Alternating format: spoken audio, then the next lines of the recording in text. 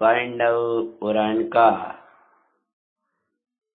मंगलमयी वाचना का आज 19वां दिवस। चरित्र के 19वें भाग की वाचना भगवंतों के मांगलिक स्मरण पूर्वक अपन प्रारंभ करते हैं। नमो अरंताणम, नमो सिद्धानम, नमो आर्याणम, नमो उज्जयनम, नमो लोये शविशाउनम। मंगलम भगवान वीरो, मंगलम गौतमो गणी, मंगलम कुंद कुंदाद्यो जैन धर्मोस्तु मंगलम। सर्वमंगल मंगल्यम सर्व कल्याण कारकम, प्रधानम सर्वधर्मानां जैनम जयतु शासिनम। नमः श्री वर्धिमानाय निर्धूत कलिलात्मनि, सालोकानां त्रैलोकानां यद्विद्यादर्पणायते।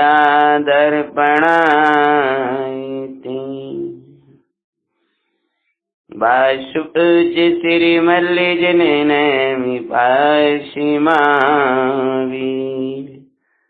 बाल ब्रह्मचारी सुजिन्नमति मिटे वौती। सर्वगीतासन जयवन्ति वर्ते, निर्ग्रन्थि शासन जयवन्ति वर्ते। एवावे अविच्छिन्न रहताय मन में, सर्वांगी शासन जयवन्तु वर्ते। देवादिदेव श्री नेमिनाथ भगवान की जय। ससन्नायक श्री महावीर भगवान की जय। पांच पांडव मुनि भगवंतों की जय। बलदेव ने भगवान नेमिनाथ से पूछा था,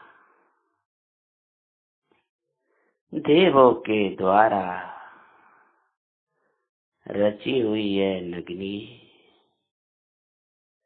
आपके मंगल निमित्त से बनी हुई रची हुई है नगरी, कब तक ऐसी ही बनी रहेगी? भगवान ने कहा था, जो रचना किसी ने की है वही रचना तो विकट जाएगी। सब संसार अनित्य है, सब पद अनित्य है, नित्य तो एक शुद्धात्म तत्व है। भाई, एक रचना ऐसी है जो तेरे द्वारा ही रची जाती है, वो रचना है तेरे भगवान आत्मा के आश्रय करके अपनी परिणति में वीतरागता की रचना। ये रचना कभी मिटने वाली नहीं है, और जिन कर्म की रचनाओं में तू लगा है, वे रचना कभी टिकने वाली नहीं। भगवान की मंगलवाणी में आया कि द्वारिका 12 वर्ष बाद जल जाएगी, दीपायन इसमें निमित्त होंगे। जयरथ कुमार कृष्ण की मृत्यु का निमित्त होंगे। जरत कुमार जंगलों में चले गए थे। अनेक भव्यों ने जब द्वारिका का सुना कि द्वारिका बिगड़ जाएगी, नस जाएगी, जल जाएगी, तत्क्षणी जैनेश्वरी दीक्षा को धारण कर लिया। स्वयं नारायण कृष्ण भी ये जान रहे थे कि भगवान की वाणी अन्यथा नहीं हो सकती है, अतः जो दीक्षा लेने जा रहे थे उनको किसी को नहीं रोका, अपितु अनुमोदना करने लगे थे। क्या अनुमोदना की है, क्या घोषणा की है नगरी में? वर्ष 12 के अवधि प्रभु ने बतलाई, अनेक भव्य सुनकर दीक्षा ले लई सुखदाई। कृष्ण भी कहीं प्रभु वर की वाणी, अन्यथा ना होती दिखाते हैं। 5 पांडवों की मंगल में कथा सुनाते हैं, सुनो जी मंगल जैन पुराणी, आसो जीवन बनी महान। कृष्ण जी भी कहने लगे, भगवान की वाणी अन्यथा नहीं हो सकती, द्वारिका जल जाएगी, अतः स्वयं दीक्षा नाली पर करे सबका अनुमोदन। इसीलिए तीर्थंकर होंगे आगे जाकर आनंदगन। भले कार्य के अनुमोदिना, भले पुरुष नित्य करते हैं। स्वयं दीक्षा नहीं ले पाए, पर जो दीक्षा लेना चाह रहे थे उनकी उस उत्तम कार्य की उन्होंने अनुमोदना करी। अनुमोदना ही नहीं, अपितु ये कहा कि जो भी मेरे परिवारीजन इस प्रसंग को सुन करके मंगलकारी दीक्षा ग्रहण कर अपना कल्याण करना चाहते हैं, उनको मैं रोकूंगा नहीं। वे प्रसन्नता से जाएं, और जो नगरवासी अपना हित करना चाहते हैं, कदाचित उनका परिवारी जन दीक्षा न ले पाए, तो उनके परिवार के भरण पोषण की व्यवस्था राज्य द्वारा की जाएगी। अतः अपना हित करें, अपना कल्याण करें। भले पुरुष भले कार्य की अनुमोदना ही करते हैं, सर्व जीव सुखी हों।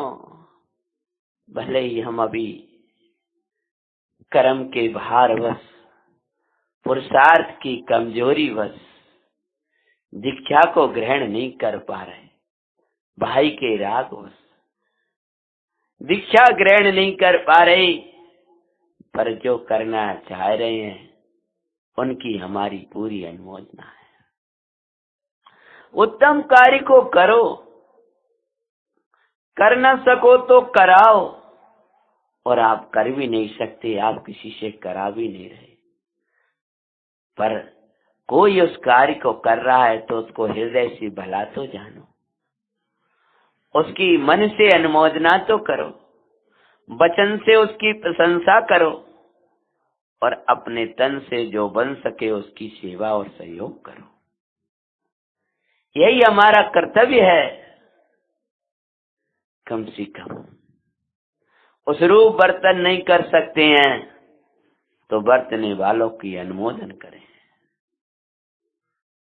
कृष्ण जी ने कहा, जो भी मेरे पुत्र मेरी रानियां दीक्षा लेना चाहती हैं, मैं किसी को नहीं रोकूंगा। तब पुराण में आता है कि कृष्ण जी की जो मुख्य पटरानियां थीं वो दीक्षा को ग्रहण कर लेती हैं। आश्चर्य की बात है, रनिवास सूना सा लग गया था। मुख्य रानियां जो थीं वो दीक्षा ले गई थी। वो कृष्ण जी का कितना विशाल हृदय रहा होगा कि उन्होंने किसी को नहीं रोका अपने कल्याण से। वे जान रहे थे वियोग तो होना ही है, आज नहीं तो 12 वर्ष बाद। ये कब तक रहेगा ऐसा? लेकिन फिर भी स्वयं दीक्षा भले नहीं ले पाए, लेकिन दीक्षार्थियों की अनुमोदना कर रही थी। और क्या होता है आगे? जब दीपायन ने भी निर्णय ले लिया कि मेरे निमित्त से द्वारिका जलेगी। भाई, जिसका निमित्त बनना है उसका निमित्त बनेगा। तुम निमित्त बनाने वाले या निमित्त को हटाने वाले होते क्यों हो? कौन हो? जब कार्य होता है तब उसके पांचों समवाय स्वयं मिल जाते हैं। हमारे निमित्त से कोई दुखी ना हो, हमारे निमित्त से इनको ऐसा ना हो, हमारे निमित्त से ऐसा ना हो जाए। अरे तुम्हारे निमित्त से नहीं होता, कार्य तो अपनी उपादान से होता है। जब वो दुखी होगा तो तुम उसमें निमित्त बनोगे। यद्यपि धर्मात्मा को ऐसा भाव आता है कि मेरे निमित्त से कोई दुखी ना हो, तो तुम्हारे निमित्त से दुखी नहीं होता दुख, क्योंकि तुम तो भगवान आत्मा हो। अगर दुखी भी होगा, पीड़ित भी होगा, तो तुम्हारे खोटे मन वचन काय की चेष्टा से होगा। अतः रोकने का भाव आए तो उन्हें रोकना, तो हम चले जाएं, यहाँ से हट जाएं, इससे कार्य की सिद्धि होने वाली नहीं। दीपायन के निमित्त से नहीं, दीपायन के क्रोध के निमित्त से द्वारिका जलेगी। क्या किया दीपायन ने? क्या किया? सुन करके दीपायन ने भी धरी थी जिन दीक्षा, जैनेश्वरी दीक्षा धारण कर ली। अब मैं इस अग्नि को छूंगा ही नहीं। जब अग्नि को नहीं छूंगा, स्पर्श ही नहीं करूंगा, अब इस अग्नि को स्पर्श ही नहीं करूंगा। जब अग्नि का स्पर्श ही नहीं करूंगा तो अग्नि को जलाऊंगा कहां से? क्योंकि पहला व्रत अहिंसा व्रत कहा है, और सत्काय जीव न अनंत है। जलती हुई अग्नि की अनुमोदना भी नहीं करते हैं, करने कराने की बात कहां से आ गई? जब दीक्षा धारण कर लिया है, जो बहिर आत्मा थे उनको तो लगने लगा कृष्ण जी भी अब खूब रहेंगे, द्वारिका का भी अब कुछ नहीं होगा, क्योंकि द्वारिका जलाने वाली नहीं, दीक्षा ले ली, अब कहां से जलाएगा? लेकिन जब जलने का योग आएगा तब स्वयं वो होगा। मैं निमित्त नहीं बनूंगा इसका, है समझदारी दीक्षा।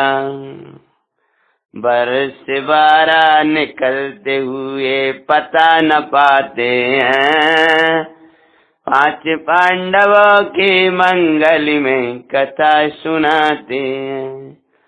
12 वर्ष होते आए द्वारिका वनमान,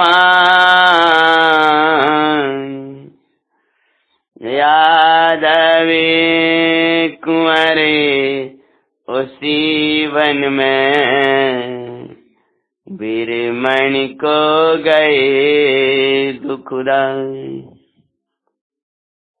12 वर्ष होते ही दीक्षा ले ली थी, अन्य क्षेत्रों में चले गए और अन्य क्षेत्रों का ऐसा विचार करके गए कि जब तक ये 12 वर्ष का काल पूरा नहीं होगा तब तक मैं द्वारिका नहीं आऊंगा। और जो 12 वर्ष पूरे हुए, लेकिन अभी 1 महीना शेष था, और ऐसा कहा जाता है उस माए की गणना वो कर भी नहीं पाए। आकर के द्वारिका के वन में ध्यान लगाने लगे। तृषा तुरी वर्ष 12 होते आए द्वारिका वनमान, यादव कुमारी उस वन में ब्राह्मण को गए दुखदाई। कृष्ण जी के पुत्राधिक यादव कुमार उसी वन में ब्राह्मण को गए थे। अरे ब्राह्मण को करने जाने वाले ही विपदाओं को लाया करते हैं, भटकने वाले ही स्वयं भटकते हैं और दूसरों को भटकाते हैं। ये रोग फैल रहा है, योनि के द्वारा फैल रहा है, जो देश को छोड़कर विदेशों में भटकते हैं, जो ब्राह्मण के नाम पर इधर उधर भ्रमते रहते हैं, वे ब्राह्मण में रोग लाते हैं, आपदाएं लाते हैं। अपनी चैतन्य स्वभाव में रमण करो। चैतन्य स्वभाव में रमण नहीं कर पा रहे हो तो उन जिन वचनों में रमण करो जो चैतन्य स्वभाव में रमण कराते हैं, भगवंतों के, संतों के अहिंसादिक व्रतों में इतना व्यवहार का विस्तार है। अगर तेरा चित्त नहीं लगता है तो इसमें अपने उपयोग को रमा, या नहीं रमाएगा तो ना जाने कहां कहां भटकेगा, किधर किधर जाएगा, और जहां जहां जाएगा वहां से आपदाएं लेकर के आएगा। चैतन्य से बाहर जाएगा तो आपदाओं को लेकर के आएगा। गए हैं ब्राह्मण को, प्यास की वेदना तीव्र हो गई, और इतनी तीव्रता योग्य कुछ ना देख पाए, और गड्ढों में जो जल भरा था, जल क्या था? फेंकी हुई मदिरा थी। मदिरा और जल के साथ में भयंकर बन चुकी थी इतने वर्षों से। आश्चर्य की बात है कि 12 वर्ष पहले की मदिरा भी सूखी नहीं, वो भी और जल के साथ मिलकर के बनी रही। क्यों बनी रही? जिसको निमित्त बनना है वो वैसा ही बना रहेगा। और वही मदिरा नशीली हो चुकी थी। कुमारों ने उसको पानी समझा, लेकिन उनकी भी संस्कार की हीनता समझो। गड्ढों का पानी पीने लायक नहीं होता है, नालियों का पानी पीने लायक नहीं होता है। अगर विशुद्ध और प्राशुद्ध जल को देखते तो शायद ये घटना नहीं घटती, और जा करके तृषात और होश पानी को पीने लगे। कैसे पानी पी रहे थे वे? जो तृष्णा के बस, जो तृष्णा के बस सुखे समझ इंद्रिय विषयों को सेवता। सेवन सो उन्मात्य हो फिर पापों में वर्तिता। त्यों ही कुमारों की दशा मदपान सो हुई दिखाते हैं।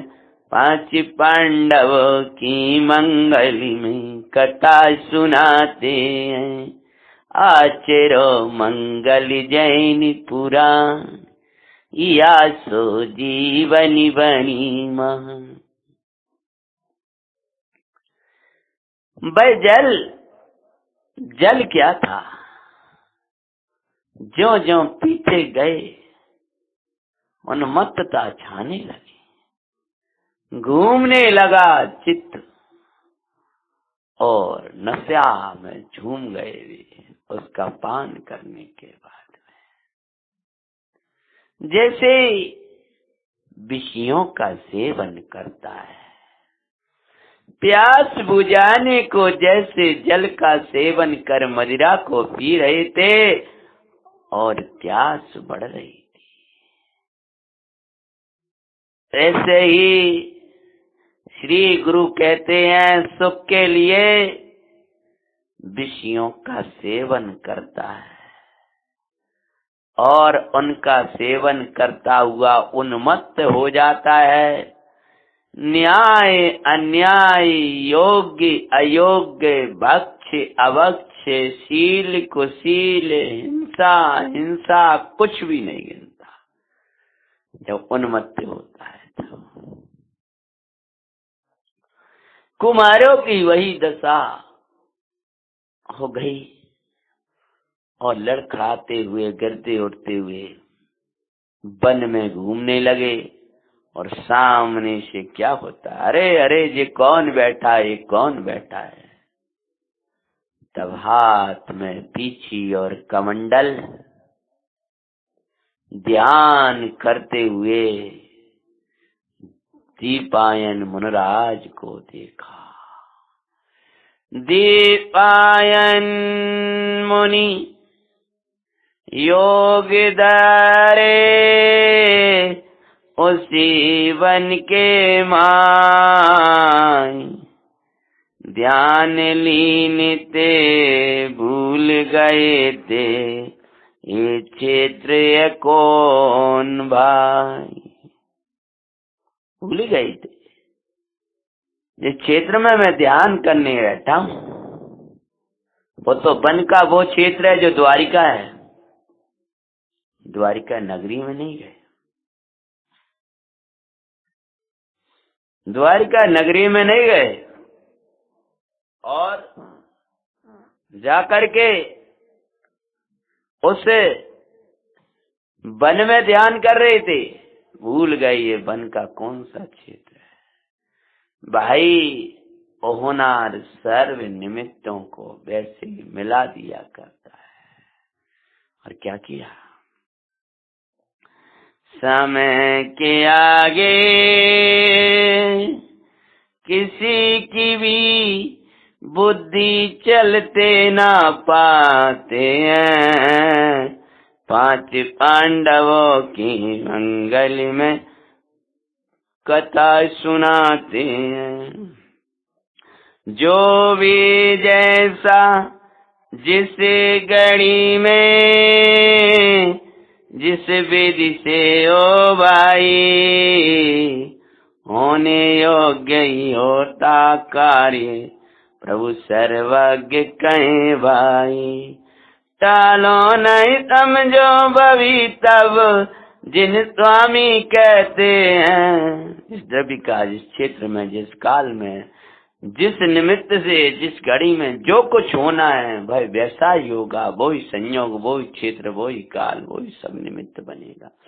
कार्य होगा तब 5 संभाय स्वयं ही भी मिल जाते हैं। अतः होनार को टालने का प्रयत्न मत करो, होनार को समझो, समझ करके अपना कल्याण करो। तेरे टालने से टलेगी नाई जो भी हो होनार, कर विचार उसका करो भवि निज परिणाम सुधार। अज्ञानी भवितव्य को बदलने में अपना समय शक्ति बुद्धि बर्बाद करता है। ज्ञानी भवितव्य को समझ करके और वह इसी क्रम में ऐसा ही आने वाला है जानकर अपने कल्याण में लग जाते हैं। और भी जानते हैं कि जो जो पर्याय आएंगी भी अपने क्रम में आएंगी।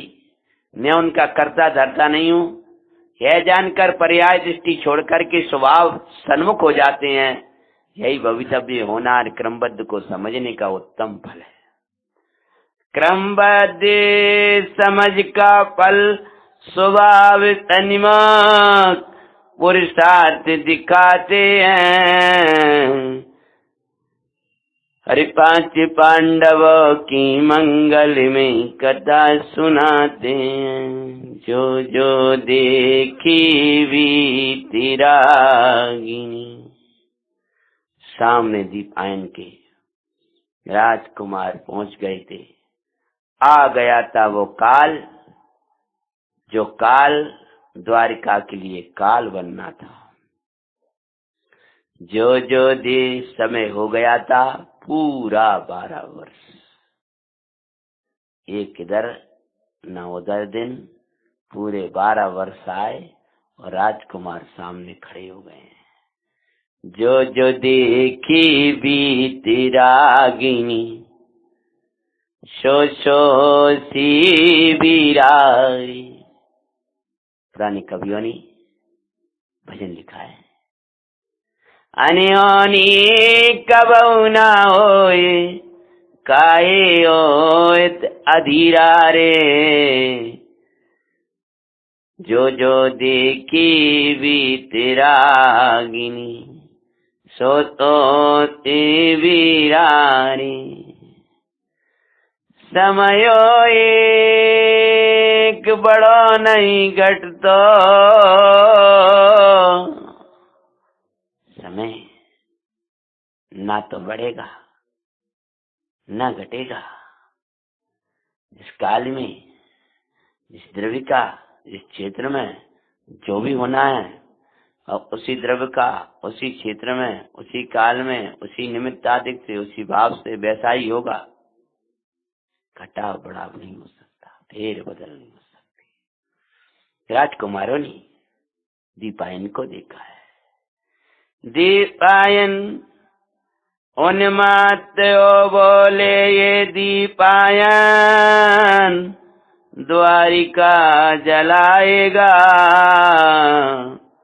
मारो भाई इसे दुष्ट को, फिर कहां से जलाएगा। पत्थरों की वर्षा करे, मुनि तन से लहू जराते हैं। पांच पांडवों की मंगल में कथा सुनाते हैं।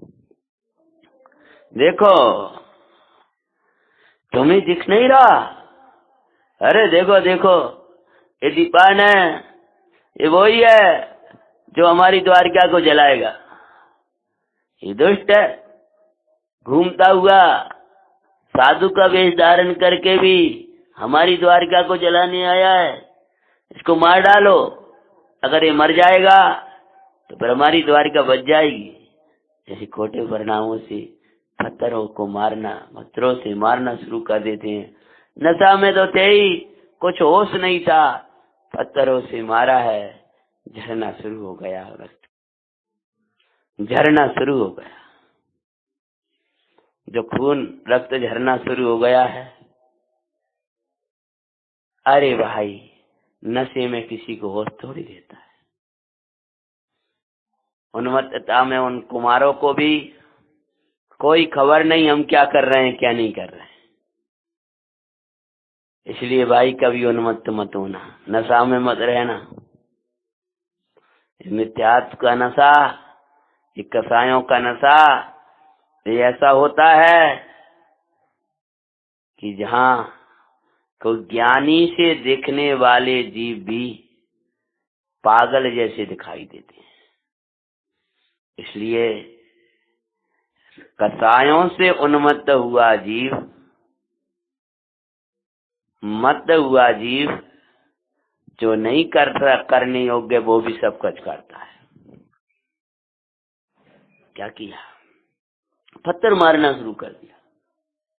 मदिरा के पान से चित्त में पागलपन छाया था, रक्त की धारा बहने लगी। छूट गया था स्वामी भाव, मुनि के हृदय से दुखदाई। आ गई मिथ्यात्व की भूमि माँ पापमयी भाई। मिथ्यात्व की भूमि में खड़े हो गए आकर के, साम्य भाव और सम्यक रत्नाश्रय छूट गया था। तब एक मिथ्यात्व की भूमि में दीपायन खड़े हुए तो अंदर में ये दुर्विचार आने लगा। आते ही मुनि जैसी मिथ्यात्व की भूमि में आए तो वही काम शुरू हो गया। वेश कौन सा है? पर अंदर में यदि राग के वेश में, मिथ्यात्व के वेश में खड़ा हो जाएगा तो जो मिथ्यात्वी काम करते हैं भाई, तू त्यागी वृत्ति होकर के भी बेही काम करने लगेगा। जगत की दृष्टि में त्यागी बना होगा, जगत की दृष्टि में वृत्ति होगा, लेकिन बेही काम करेगा जो मिथ्यात्वी पापी लोग करने लगते हैं। गिरे जो मिथ्यात्व की भूमि आई, आते ही मुनि के मन क्रोध अग्नि सो जलता पाते हैं। क्रोध आया तो दुर्विचार आया, क्षमा आया तो तत्व विचार आया। दुर्विचार बिना क्रोधादि भाव नहीं आते और तत्व विचार बिना क्षमादि भाव नहीं आते। दुर्विचार बिना कसाएं आएंगी क्या से?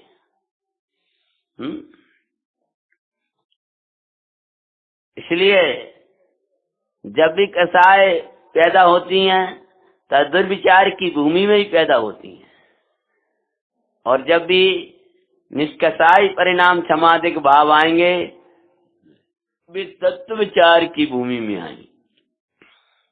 तत्व विचारवान ही सम्यक्ता का, ज्ञान का, चारित्र का, क्षमा का, मार्दव का, सरलता का, निर्लोभता का अधिकारी है। पर क्या किया? निकला पुतला अग्नि का,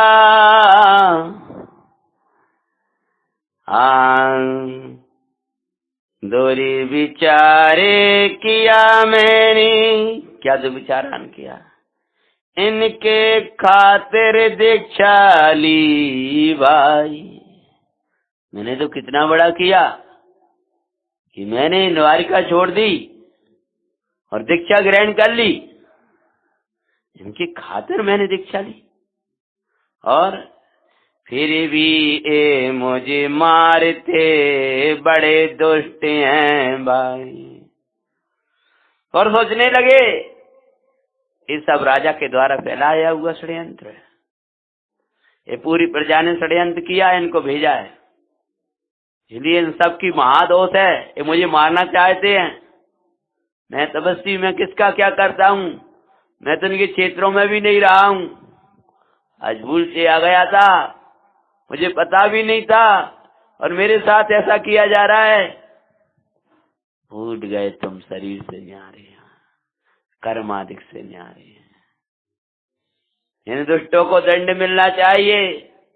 मेरी तपस्या का कुछ बल होगा तो एक ही नहीं, पूरे दुष्ट जलकर भस्म हो जाएंगे। जले अग्नि में पूरी द्वारिका,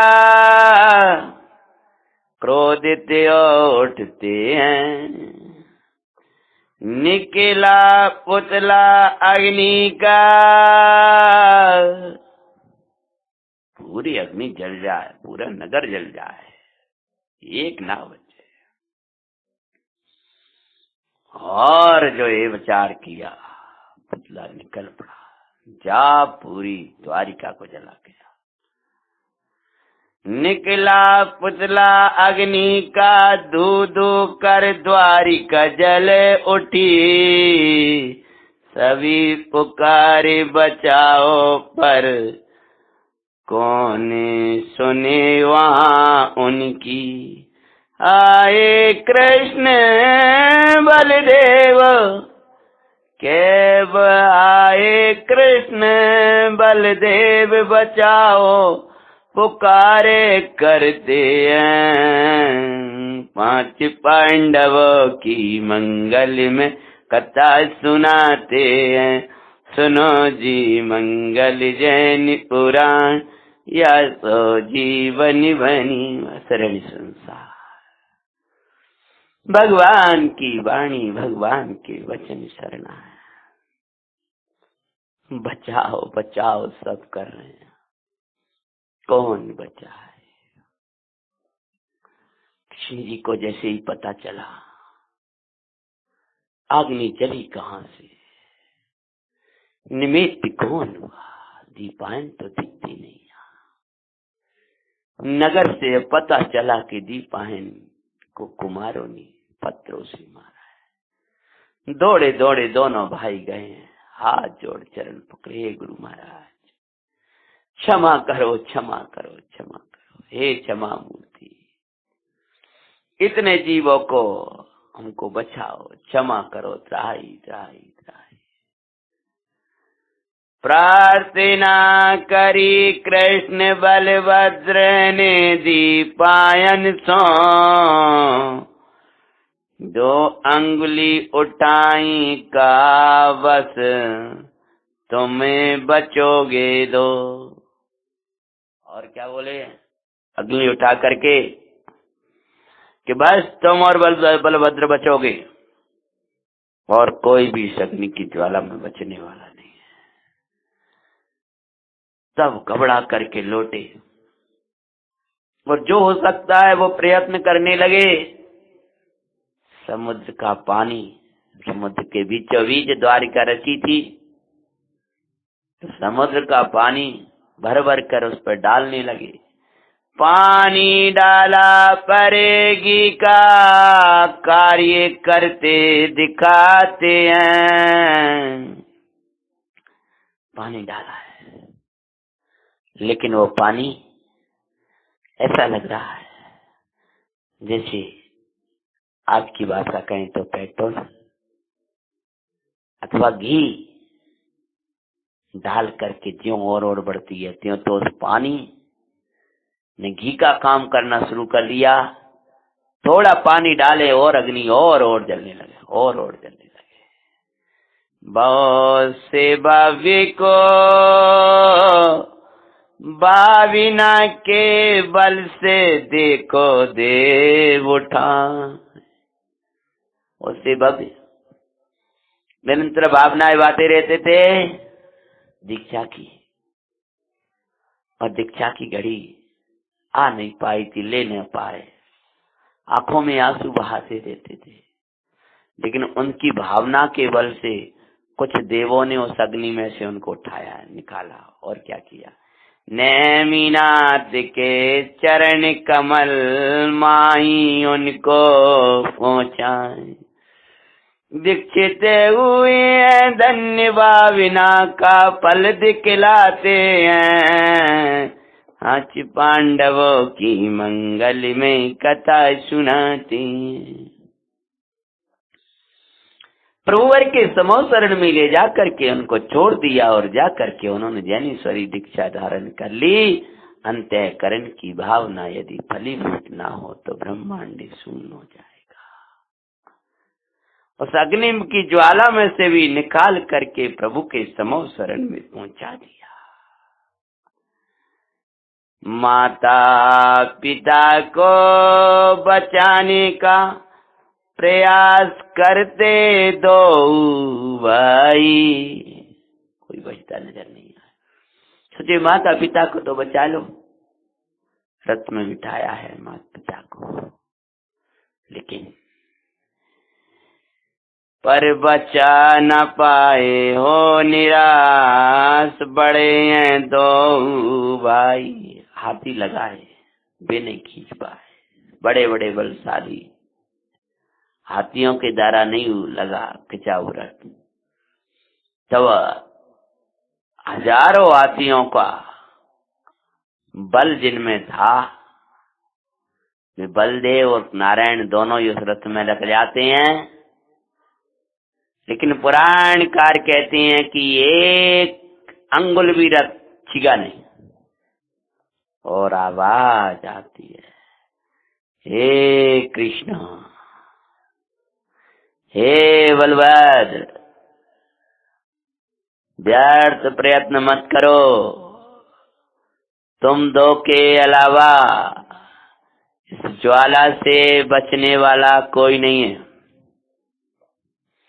ये पूरी नगरी, नगरवासी इस ज्वाला में जलकर भस्म होने वाले हैं। अतः व्यर्थ प्रयत्न ना करो और यहाँ से शीघ्र निकल जाओ। आचार्य महाराज कहते हैं, तू अनंत विभावों का आश्रय कर ले, अनेक जनों से आश्रय कर ले, तुझे कोई बचाने वाला नहीं है। दो नहीं जलते हैं, एक ज्ञान और एक वैराग। वो ज्ञान और वैराग ही इस विभाव की अग्नि में कभी नहीं जलते। अतः जो ज्ञान और वैराग्य को धारण कर लेते हैं वे कभी नहीं जलेंगे। वे संसार में, वे विषयों में कभी नहीं जलते हैं, जो ज्ञानी है और विरागी है। स्वयं भी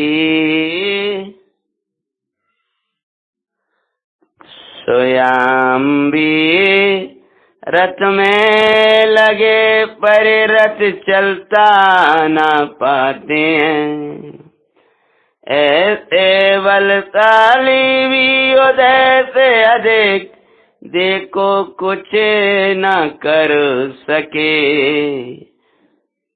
फिर क्यों व्यर्थ सहाय की वांछा परसों हम करें।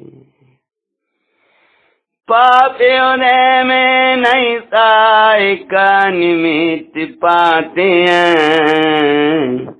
पांच पांडवों की मंगल में कथा सुनाते हैं। खुद से अधिक कोई भी कुछ नहीं कर सकता। जब मृत्यु आई गई है तो कोई नहीं बचा सकता। अगर असाता का उदय है तो कोई भी प्रतिकूल निमित्तों को नहीं हटा सकता है। साता का उदय है तो कोई भी दुख की सामग्री नहीं दे सकता। पाप की उदय में सहायक का निमित्त नहीं बनता। पुण्य के उदय में दंड के निमित्त नहीं बनते। बहुत प्रयत्न किया दोनों भाइयों ने, आखिर निराश होकर के चल दिए। लक्ष्य कर पांडवों का दो भ्राता हैं चले।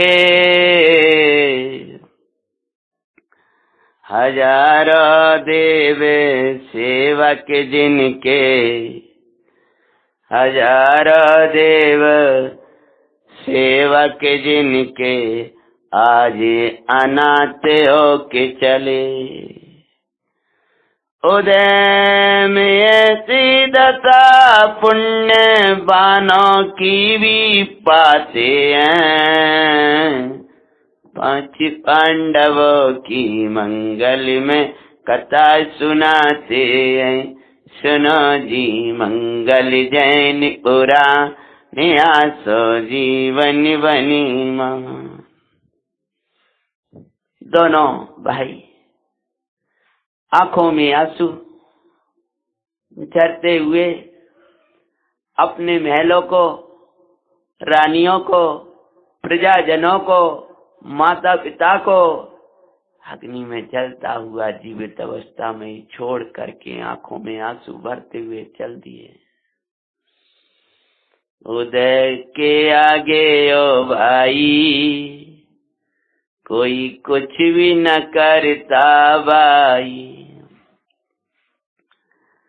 व्रत करते थे बुद्धि छोड़ो, आ करता प्रभु को देखो। उदय के आगे भाई कोई कुछ ना कर सके भाई। सीखो नियति की विचित्रता, आज दोनों भाई हो अनाथ चले बा। त्रिखंड अधिपति लाखों सेवक देव विजिन के भाई आज अनाथ भैवा एक कर्मोदय की दशा तुम्हें अपनी नानी लिखो जहाँ तुम बैठे हो भाई उस निज का नाई लखो उदय बदलते सब बदलेगा देख लो स्वयं ही भाई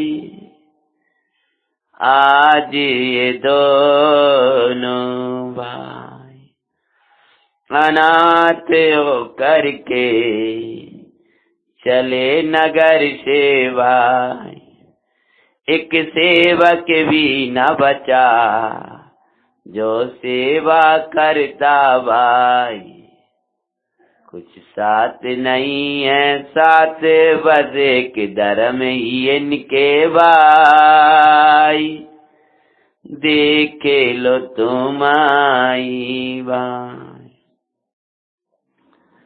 सब खड़े हैं वैसे ही जो बलशाली दिखें उदय की शक्ति के सन्मुख ना इनकी चले यदि उदय आती तो जाओ तो फिर उदय भी विफल हो भाई समझो सीख सुखुदा इधर उधर कोई शरण नहीं है उदय के काल में यदि उदय से अतीत होना सीख जाओगे तो भगवान कहते हैं उदय से बच पाओगे अतः प्रत्येक उदय में उदय रूप मत देखो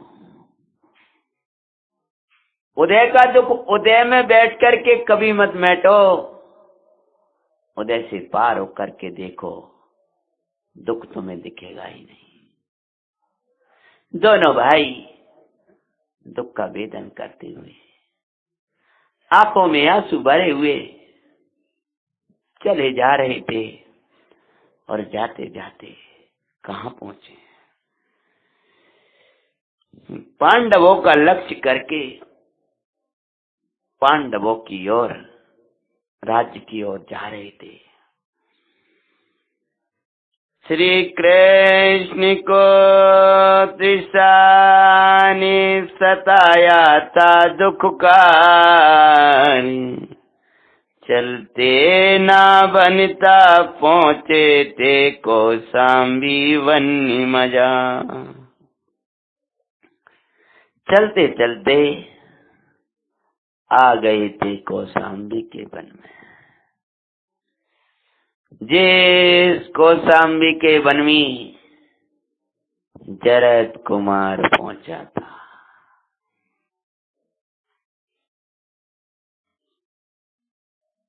मेरा कारण मेरे भाई की मृत्यु ना हो उसे कौशाम्बी के वन में जो बलदेव और कृष्ण जी ने प्रवेश किया है मृत्यु ने रोक दिया बलशाली नारायण इतनी तीव्र तृषा कि आगे बढ़ते हुए ना बने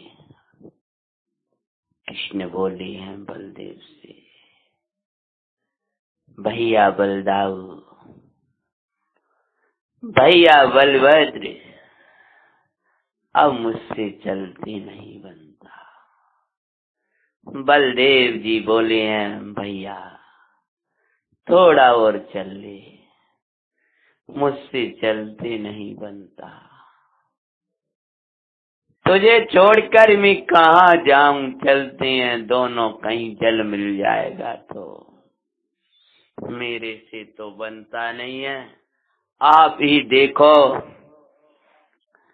तब कृष्ण जी को कौशाम्बी के एक वन के नीचे बिठाया है और छोड़े अकेले बलदेव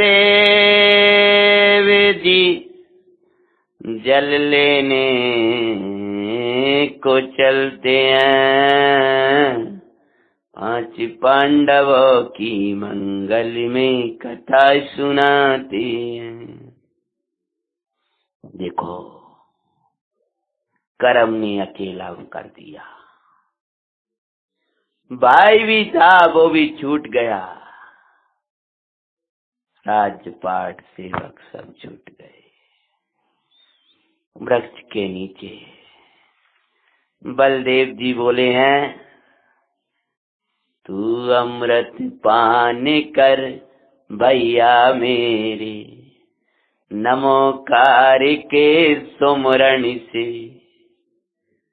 मैं जल ले करके आया हूँ, मैं जल ले करके आता हूँ, तू चला मैं जल ले करके आता हूँ, तू प्रसन्न रह प्रभु के सुमरण से, तू रहना तू अमृत पाने करना भ्राता, परमेष्टि प्रभु के सुमरण से। सर्वे उपद्रव नस जाते जाओ, परमेष्टि प्रभु हृदय आई, सब तृषाएं शांत होती, जब परमेष्टि प्रभु को ध्याई। प्रभु ने वेद विज्ञान सिखाया, दुख की दुनिया हरने को, प्रभु के सुमरन से तू वेद विज्ञान की जा, प्रभु का सुमरण भेद विज्ञान की जागृति रखने को। भैया कृष्ण, तू साहसी है ना, घबरा मत। मैं तेरे लिए कहीं से जल लेकर के आता हूँ, लेकिन तू जल का इंतजार ही मत करते रहना। नमो अरंताड़म नमो सिद्धाड़म पंच परमेष्टि वाचक। नमस्कार महामंत्र का सुमरन कर, नैमी प्रभु की भक्ति कर, भगवान की भक्ति का अमृत पान करके अपनी तृषा को बुझाना। तब तक मैं तेरे लिए शीघ्र ही जल लेकर के आया। कृष्ण और बलदेव का ऐसा स्नेह था। इतने वर्ष हो गए, तब भी कृष्ण जी बलदेव के प्रति अति राग। बलदेव को कृष्ण अपने पुत्र वत अति स्नेह था।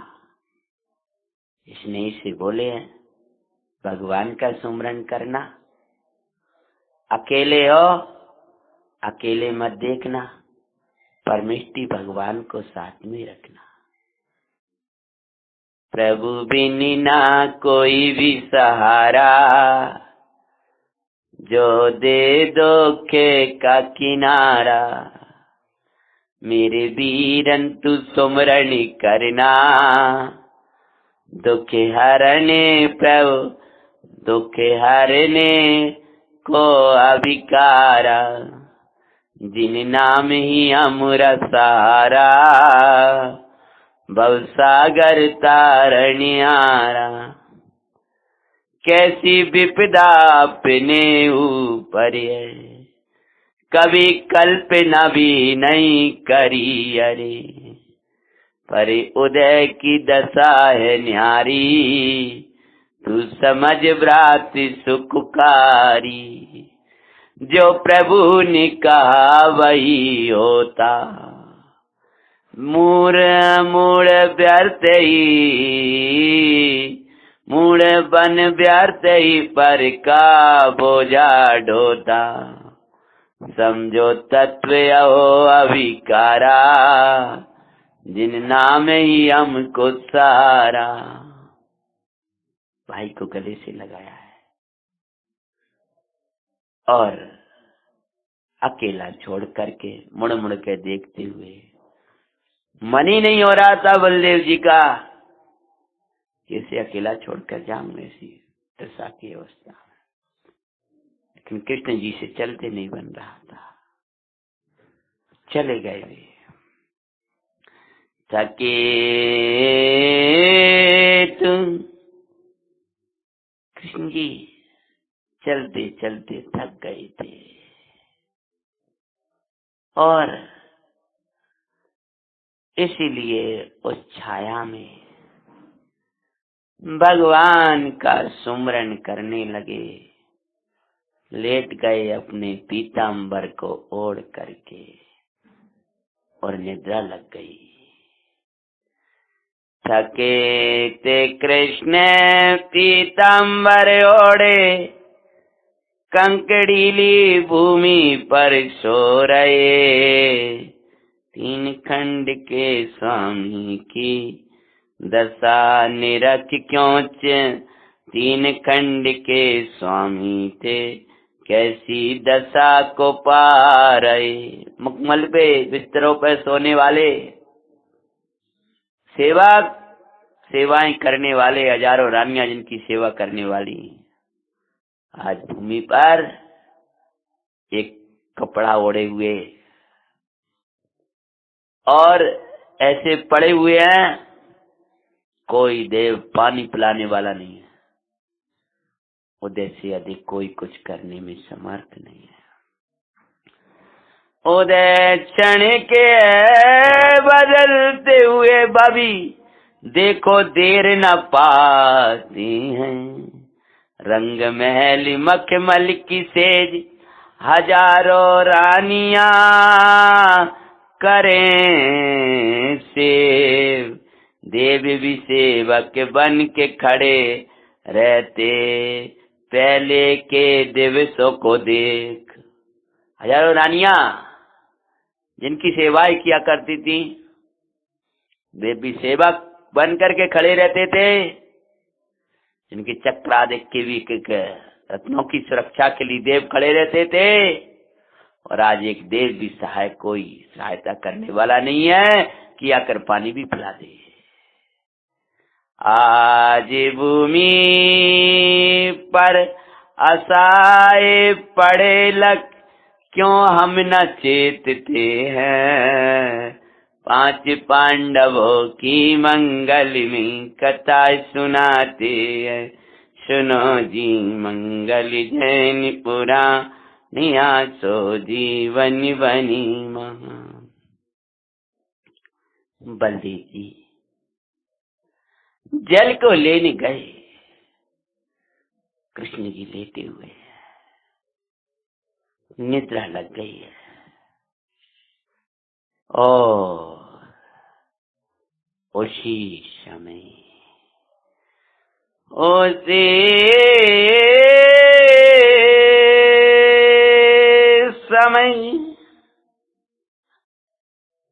आ गया था एक तीक्ष्ण बाण, तेज धार वाला, सने सने की आवाज करता हुआ। जो निद्रा लग पाई कि उसी काल में एक तीक्ष्ण बाण ने आकर के पैर में नीचे लगा।